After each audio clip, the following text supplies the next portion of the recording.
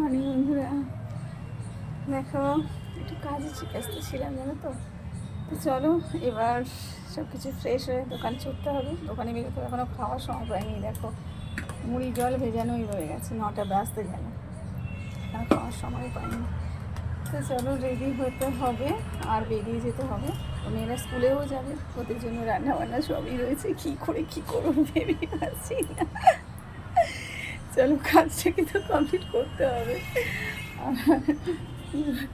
সকালে যদি আমি আমার ভিডিওর কাজ করতে থাকি তো তাহলে আর বাড়ির কাজটা যে কী কষ্ট হয়, ভোরে উঠে সব কমপ্লিট করে তারপর করতে হয়, আবার ছুটতে হয়। তো আবার আসবো, আবার রান্না করবো, ভালো লাগে বলো তো।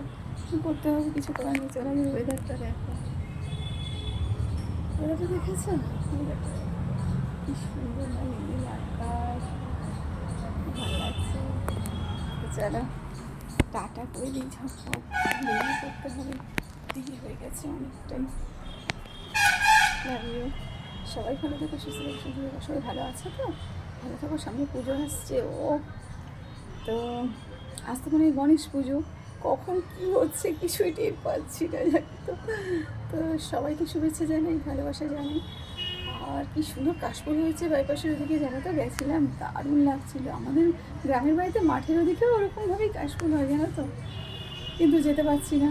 তো যাবো, এই যে বিশ্বকর্মা পুজো আসছে আর রান্না পুজো হয় বাপের বাড়ি, তখন যাবো।